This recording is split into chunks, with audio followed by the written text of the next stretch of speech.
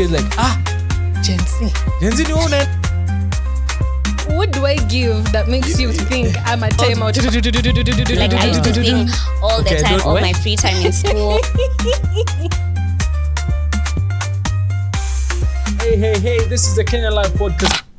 Hey, welcome back to the Kenyan Live Podcast. My name is Justin Moretti, and man, today in studio we have a guy and a half. He's known as the $1 million, I'm a millionaire DJ.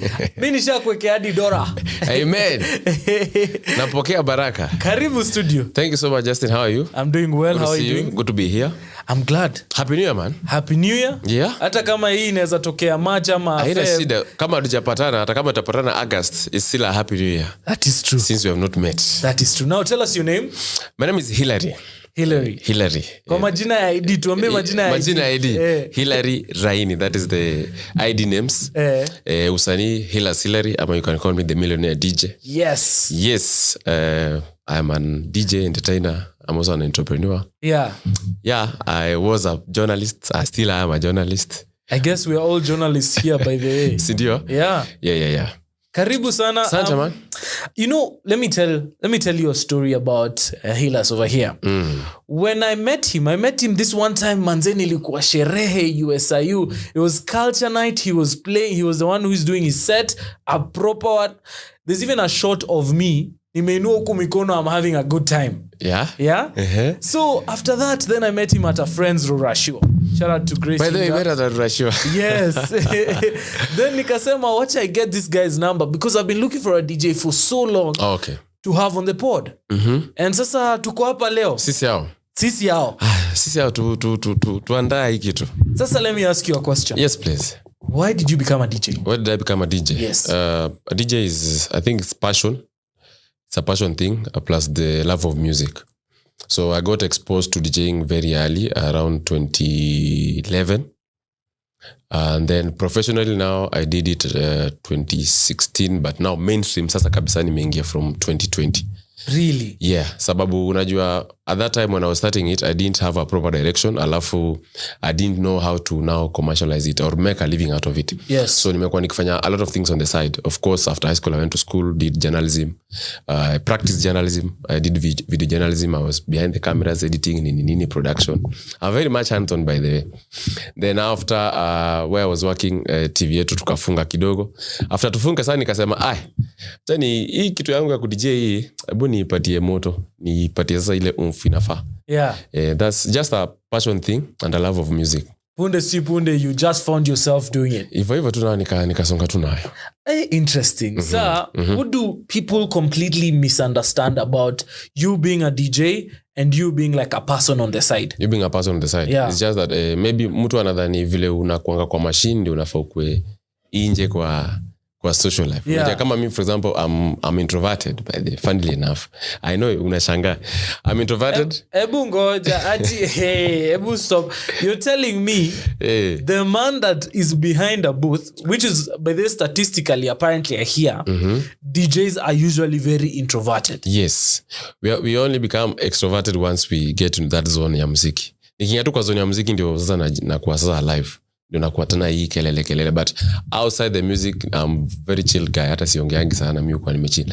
So unapata kitu mtu aliona ukimpatia same energy ndio ana expect pia aipate huku nje, lakini sio same sasa, because hiyo ukishaingia kwa zone ya usanii hiyo ni usanii, ukishatoka nje na ni mimi kama hila. Interesting. And you know, DJing in Kenya is very different from DJing outside Kenya, right? Very true. What would you say, like, what's the difference, biggest difference there is between the two? If I compare maybe internationally, most of the DJs outside the country produce their own songs. For us, we play other people's songs. That's true. That's the big difference. But you guys have started?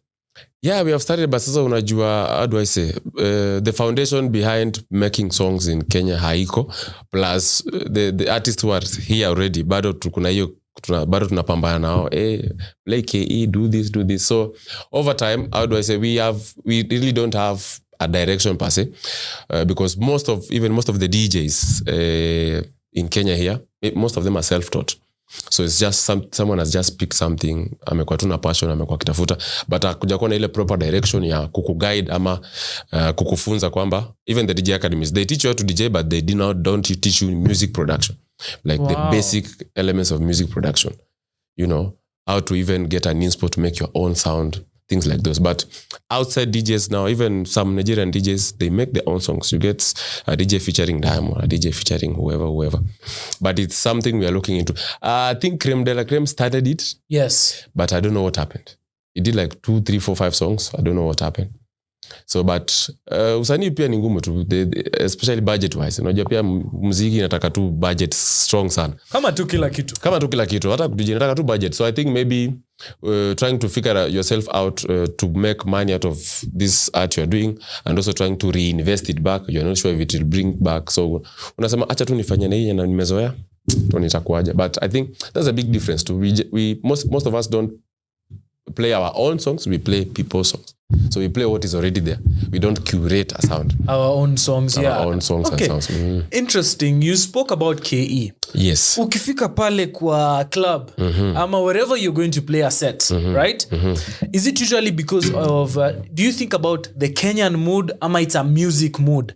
Like how is it? Like kuna place unaweza enda utacheza ingoma ama utacheza ingoma? That's a good question. Yeah. Because kwanza kumekuwa na hii conversation, there was someone who was saying Kenyan DJs are not creative. Yes. Because and I feel we play the same thing over and over, or we play one artist over and over. But now unajua there's something that is called a crowd science. Yeah. Let me give you an example of a club. Yeah. So in a club, there's prime time and there's this regular time. So maybe people get into the club at 10. Yeah. Then now prime time in the club starts at 12 or 1. So from 10 up until 12, I cannot play anything because I'm just warming you guys up. I can experiment, play new tracks, warm you guys up. But now from 12 or 1, I assume people are high. People now just want to zimewafurahisha sasa. So from that time, most of the songs you play, people don't really care what it is. People just want to feel nice. So people want to listen to their favorite bangers. People want to listen to their favorite tunes. People want to sing to their favorite tunes. So kutoka hapa kama wewe kama DJ sasa ni jukumu lako sasa control kupatia watu bangers back to back, maybe until now 3 or 3:30. Then unatulia kidogo.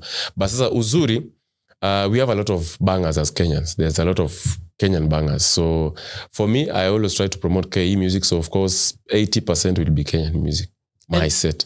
And you work with an artist that has produced bangers for days. Hebu tuambie jina yake. Labda wewe unanijua from Yani. Yes. Unanijua from Yani. I work with Yani. I'm his DJ and MC and hype man. So utanipata nikifanya naye kazi kwa live band yake ama wakati tuna live band mimi DJ wake. I've also worked with a lot of artists by the way. Yeah. Wasanii wote wa Kenya kuperform mimi ndio perform now sana. But sasa niko na Yani sana. Hey, because I saw it, I was going through his IG, we'll put it up either on my face or in his face, Aina Shida. And I saw like official DJ of Yani. Yes. Yani. Yes. I'm like, this kwa is so cool. Ni Yani. Yes. Ai manze tunamjua. Yes. But truly, I love the fact that unajituma. Yeah. Umesema kujituma, wewe ubahatishi. Lazima kama barua. Press send. Hey, okay. Sawa. Last year, when we were winding up the year, I saw something on your status. You were just talking about the journey of being a DJ, the gigs, things you did not expect, things you expected. Ebu, tell me about those things you didn't expect. Things I didn't expect. Yes. Oh, right. That's an interesting question. Kwanza, being a DJ actually, unajua sasa nikaona kila mtu anataka kuwa DJ. Surprisingly. I don't know. I don't know why kila mtu anataka kuwa DJ. Sijui. Mimi nilijaribu. Ni kama wacha ninajua wewe unauliza maswali but wewe mbona unataka kuwa DJ? Acha nikuulize tu swali. Mimi sijui hiyo time nilikuwa na feel hadi haikuwa ati nikuwe DJ for everybody. I just wanted to learn how to mix music. Okay. So that I can see like how to mash up music, the science behind it, because if you have a really good ear, music has a certain way of carrying you. Yes. Sindio? That is umeileta vizuri. If you have an ear, you must have an ear. You must have an ear and a love for the art. But plus DJing is an interesting art. Yes. Just taking 2 songs, you can be creative as how you want to and let it out and people are happy. Now for my journey as a DJ, I can't say I expected to be where I am today, but I say I manifested. But of course you must manifest and put in work. kuna watu manifest kama wale una manifest wewe manifest na ukae tu mtaa. So unaweza sema tu ukimanifest na wakile kazi hakuna vile utakosa kufika mahali unataka kufika. There's nothing that is impossible under the sun. That one I always tell my people and I'm a true testimony. Mimi nimetoka huko Ocha, mahali nimetoka ni place dead sana. So ukiniona nimetoka Ocha na niko sahi mjini na tunapambana na watu hapa mjini. It's not easy. So I think DJing has made me travel outside the country. Something I did expect, of course. DJing has exposed me to a lot of opportunities, a lot of artists. I've made crazy networks in and out of the country. I've made crazy network with biggest artists in this world. What can I say about the world? Semi Africa. In the world. I've made crazy connections out of just being a DJ. So it's crazy. It's crazy. Sometimes you know kama ni movies, sometimes you're like, what? Sometimes unatu ni kama unaishi movie, but maybe unasema things are supposed to happen how they're supposed to happen. If that's how it was meant to be, I think that's how it's supposed to be. That is true. Yeah. Totally. And the journey has had so many ups and downs. Of course. How have you handled the downs, especially because unajua being a DJ in Kenya, you can't just pop out. Yeah. Like you have to make sure you pave the way for yourself in order for you to get there. Especially now. Yeah. I think now with social media, it's easy for you to put yourself out. But kitambo sisi tukianza ilikuwa ngumu sana because kumekuwa na watu already walikuwa kwa industry. So hakuna vile wewe kama mtu yangu ungekubaliwa uingie hapo ndani. So I don't like to use the word cartels also, but there has been people. Gatekeepers. Okay, gatekeepers. Kumekuwa tu na watu hapo. Unajua hiyo kitu iko mpaka sahi. Really? Iko mpaka sahi. Ni vile tu sahi sasa social media inafanya mafans wanakutaka wewe. Sasa hakuna gatekeeping sababu watu wanakutaka wewe. Si kama kitambo yeye ndiye alikuwa na dictate mtu ataingia hapa, mtu ataingia. Unajua sahi with social media it's very easy. So hata watu wengi uniambia ati Hilary nataka unishike mkono, I'm like bro, mkono sahi ni social media, like there's weka TikTok, unajua weka TikTok, weka kila kitu, you know. I can even shout out and props to people like Mr. C, Kinasa M. Those guys, unajua, you know. And how did you know it's good? Because he was posting socials. That's where we are now, in every aspect of artistry. Hata mtu anaimba, hata mtu anarap. Hakuna kitu ya sahi ati nishike mkono sahi social media ndio hii, so ni wewe jitume. But challenges ziko mpaka sahi, especially as a DJ, it's really difficult to now make a living out of the art, like solely say I am a DJ and this is what I do. It's really difficult, especially getting gigs, putting yourself out there, networking. Unajua kama sahi mi bado fanya networking, na networking sahi ni utoke home. If you don't have a gig, you physically go. For example, I want to play here. I physically come here and chill here and listen to how you guys play and make a rapport, maybe the resident DJ or maybe with the owner of the club or maybe with the marketer. Na kuja kwa ground hapa tunajuana hapa. So kuna hiyo networking. Lazima utembee unetwork. So it's unatamak. Lazima utamak mzee. Hakuna ati una shortcut. DM sijui unamwambia. Ati hi, hello, hi, I'm flani. No. How many people do you think send him DMs? Truly. In 10 people in Nairobi, 7 are DJs. Ukirusha tu mawe unaweza gonga 7 are DJs, yes. So market iko flooded sana, so ni lazima stand out, na una stand out na nini. Hiyo effort tu ya kutokea tu mtaa umekuja ku network, hiyo ni number 1. Number 2, sasa akikupatia opportunity, what do you do with it? So challenges ziko sana, na especially pia tukuna hii kitu inaitwa there's a lot of undercutting. What do you mean by that? By undercutting I mean now both of us are DJs. We want to play here. Then they have asked you how much will you want to charge. Maybe you have said maybe 50,000. Then mimi niseme mimi nipe 20. Haya. Sasa unaona wewe utapewa, watanipatia mimi. Kuna hiyo ndakati. Ama kuna ile design ya kuna mse for example mwenye amesimamia entertainment ya club. Unapata yeye ndiye anapanga watu wanacheza hapa. Alafu yeye sasa aseme akwambie budget ya hapa leo ni 100,000. Then for him and ambie mdosi 150k. What? Understand? Hapo unapata kwa hiyo 100,000 yako kushalipa, anakuambia sasa kwa hiyo 100 unafaa unipatie 50. Basi unajua wewe utataka gig tena hapo, so lazima utampatia. What?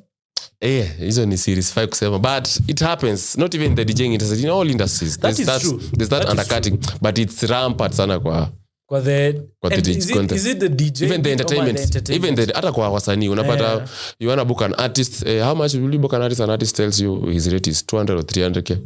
And someone now mtu anaenda anasema okay, huyu msanii 400 ama 500.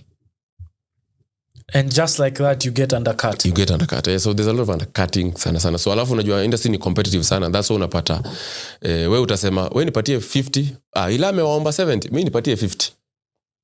Sababu kuna hiyo market ni kidogo. There's too many people kwa supply iko chini. Na especially kila mtu anataka kwa hii commercial, the commercial now side of it. Yeah. People want to be on the best clubs in town. But now DJing is unaweza kuwa tu DJ wetu unafanya tu maharusi na uko tu sawa. See, by the end of the day you make a living. That's true. So it depends wewe umejipangaje ama where do you attack your umejitoa wapi. Okay, interesting. Let's talk about the saying unajua ma DJ wa Kenya they don't play Kenyan music. You would be so different from that. Yeah. You play Kenyan music like you're paid. True, because I'm an ambassador of Kenyan music and I've seen what Kenyan music has done even to my friends who are artists. Yeah. So mimi najua hiyo ndio kitu natumekia bread, so lazima tu ni make sure tumepata hii bread man. Sababu mimi sijui kama watu wengi wanatucheza vile unafaa tuchezwe. Sababu I'd say I think Kenya is maybe even number 1 in consuming internet all over the world. Yes, like kupata wa Nigeria wakirelease music wanakujanga Kenya first. I'll give you an example. Ruga. Yeah. The first time Ruga came to Kenya, he came with an EP of 5 songs. Yeah. At that time, his song Bounce was the one that was ahead of his EP. Alikuwa msanii chepukizi tu, alikuja Kenya, alikuja kuangalia market iko aje hapa, because Kenya we are so receptive and we always consume a lot of sounds. We are not tied to one particular sound. That is true. So we consume everything. Like we have a good ear to music. So watu wengi sana kuja Kenya huku kutest ground. Ama vitu kwa ground ni different. Ama... So unapata, tunakubaliwa kuje. But sasa sisi tuna export nini? Like wao wanatukubali the same way, see the same way. And we have a really good sound huku Kenya. Like we have an amazing sound. And shout out to man like even BN, you see how he has tried to export our sound. That is true. You know? That is true. So ni hiyo shift ya wasadi wetu kufind pia hiyo shift ya ku-export sound yetu outside and find something to represent us outside. Hiyo tu, but mi rajisa KE sana sababu najua hapo ndio bread yetu inatoka. Na for me nimeona kitu imefanyia wasanii, even friends of mine, and that's the only way to, spread the word and be proud of our thing. At least unajua sema Kenya, people know Kenya because of maybe the safari, the wildlife, whatever. Yes. But they also need to know us because of the music, because people are doing, because we truly do have good music. Really good music. People are doing amazing things huko.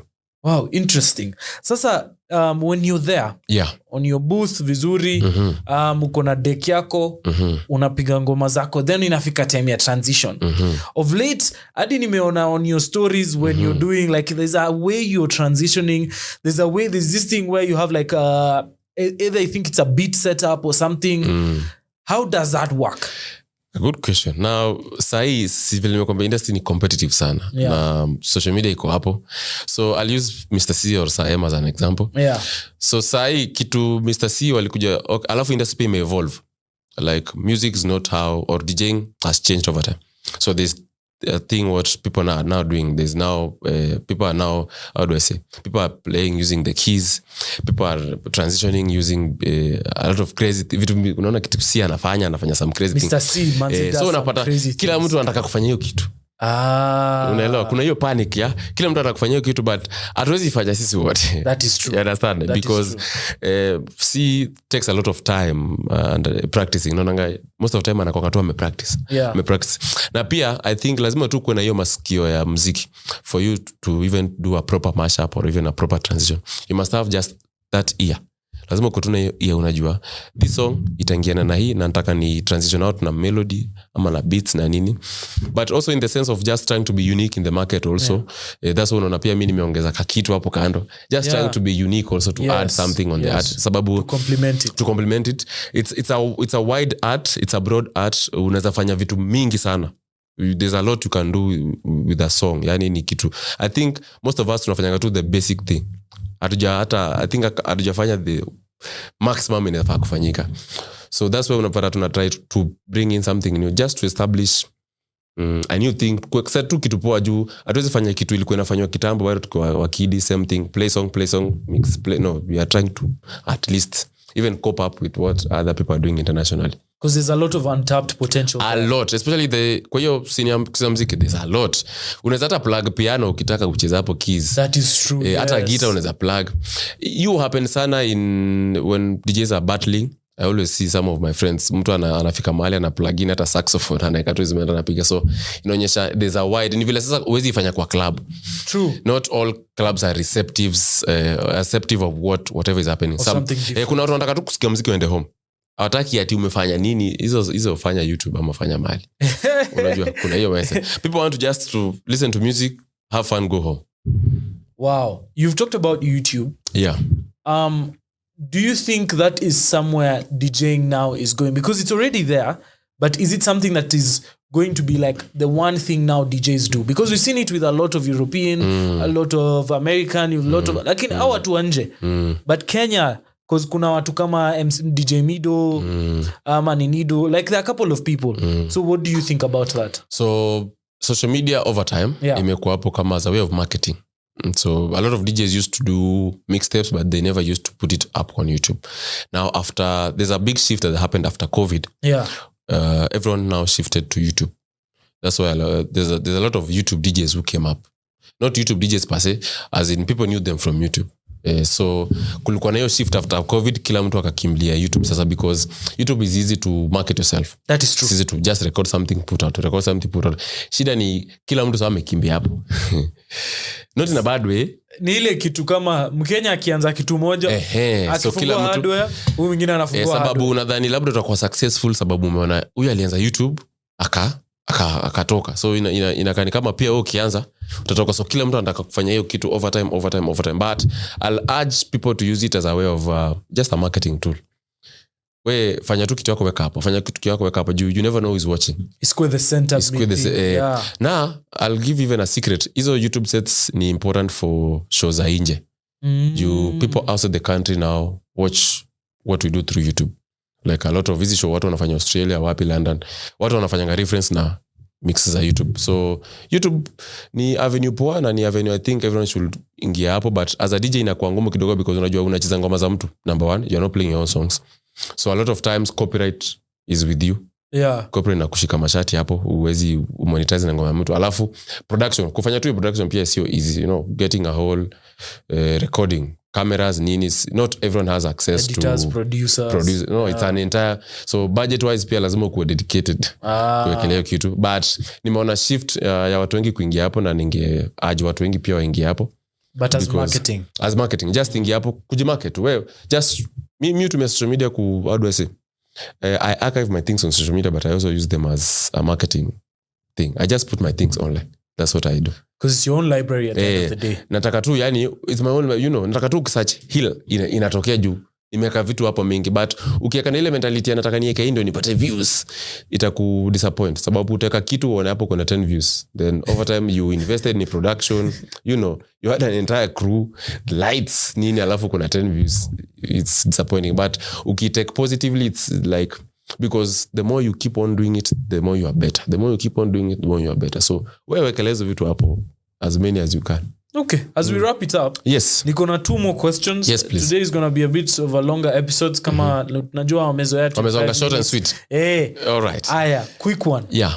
Sasa when you go out, what time do you usually leave the house ukienda gigs za usiku? So depends, kuna club itataka uingie mapema, but averagely most clubs I always play from 12. So unapata mimi ndaingia club, napenda kufika club 10:30. You know why I want to nafika 10:30? Sababu nataka kuingia kwa zone ya club. I also want to listen to what the resident DJ is playing. I want to just be in the zone. Sababu sitaki niingie 12 nianze kucheza muziki alafu nipate hizi muziki hata resident DJ labda alikuwa shacheza. So nataka niingie 10:30 11 so that I get accustomed to the environment. I see how people are getting in. I see how the mood is, vile mood inasetiwa. Inafanya work yako inakuwa easy, ndio usikue na anxiety sana. Kwa na hiyo rush tu umechelewa, umefika kwa umeweza kucheza nini, mambo ni mengi. But it's better to get early. Yeah. Even vibe with the people, say hi to people, say hi to your fans, chill kidogo. Hauna pressure, umerelax tu, unangoja tu time yako ucheze.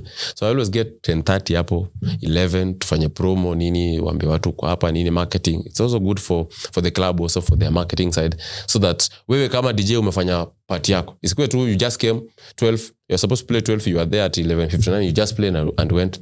You didn't give the club also value. You must also give the club value as what they booked. They must also get an extra value. bring the people, the unajua people and stuff. Ulikuja ukafanya marketing poa. Of course sasa most definitely watakuita tena. Cuz umefanya kazi yako. Umefanya tu kazi yako. Wewe kama it's your work, but it's your work to promote the night. It's your work to get there early. It's your work to even the fans who came to see you. Chill with them, take photos, nini, vibe with them, sit with them, nini, play their requests. It's very easy actually. Mimi naona watu wanacompete kitu, but it's very very easy. Yeah. Maybe ni akili yako. Unajua maybe you work differently. Anyways, to wrap it up sasa nataka you tell someone who wants to be a DJ. Akona miaka maybe 19, 20, trying to find out he can be able to be a DJ. What are things he needs to know real quick other than what you've told me? What you need to know, number one, just love the music, number one. Purely love the music. I love say there's a lot of information everywhere. So just do you, man. Pursue your passion. I'll tell you, DJing is not easy. It's purely passion. Nataka tu your passion. Juu unaweza na mali ucheza hata usilipwe. But utakuwa contented mara mingi happens. Creative by day. Happens. Hata creative. Your exposure. You must pass through that exposure bit. But say there's a lot of information everywhere. There are a lot of people who can also give you mentorship, you know. Quick one, I opened a school by the way to teach people how to now use the mic. Big advertising, bana. Big advertising. I opened a school called Mic Control Academy. Yeah. So in Mic Control Academy, I realized we have a gap where we have DJ academies, but we don't have now really MC academies. Mtu anashikia mic hapa chini. Unajua, alafu pia nataka pia kufunza my fellow DJs. Some DJs cannot even say their name on the mic. Sadly. Kama hakuna MC kwa club haezi ongea anything. So you know, so nimefungwa academy inaitwa My Control Academy. So I teach mic techniques from basics. How do you handle the mic? How do you hold the mic? What to say in the club? Sababu ni realize pia kwa industry yetu there's a lot of misinformation. Unapata there's a lot of vulgarness pia. Unajua unapata tuko kwa club mtu anaongea some abusive words even to the clients, even to the patrons, unajua. Kama boyfriend yako sijui amefanya nini, you know. Yeye umesema hiyo ni sababu watu wanadhani ukiongea hivyo ndio amekupop out, but that's not really. It's because we don't have a guidance or where to look up. So I've opened up an academy called My Control Academy. Nakuja hapo nikufunza skills zako, ulearn fiti. I can share one or two what I've learned over time in the industry. Also kitu nimekuwa nikilearn pia. Kuna DJ academies, a lot of DJ academies. You can come also teach you. Can do you some private sessions. Yeah. So I'll just give wewe msantaka kwanza. Wewe anza man. Just start. Asifikirie anza. You don't need anything. Just start. Start from where you are. Unajua kuna mtu anabelieve kinishika mkono mimi nitakuwa mbele, basi sisi wengine hatukushika mkono pase. Mliamka kama umeanza kukimbia. And you are the best teacher. You yourself you're the best teacher. Kuna ile unafunza okay, but wewe mwenyewe ukifanya practice mwenyewe you are the best teacher, because wewe mwenyewe ndio over time uta realize okay, this is how I'm supposed to do it, this is what happens. Wewe peke yako you are the best teacher. That's what I'll say. Sawa. Thank you so much for coming. Thank you for having me. Manzi, I'm a big fan. Wow, how do I say? Nashukuru, I'm humble. You're humble. Thank you for having me. Yes. I look forward to coming here more often. Yes. So I'm nimeona kitu ya short and sweet, kitu ya haraka. I love conversations actually. I see that. You're the first guest ever nimeacha tufike 28 minutes. Kweli? Imagine. Sawa, ni vile rules za podcast yetu hapo. By the subscribe, watu wa subscribe, like, share. Watu wa show love kwa hii podcast. My guy here is doing amazing thing, man. Thank you so much. Thank you for having me. The Kenyan Life podcast. Any day, every day. Yeah. Shukran, my brother. Thank you for coming. Thank you, man.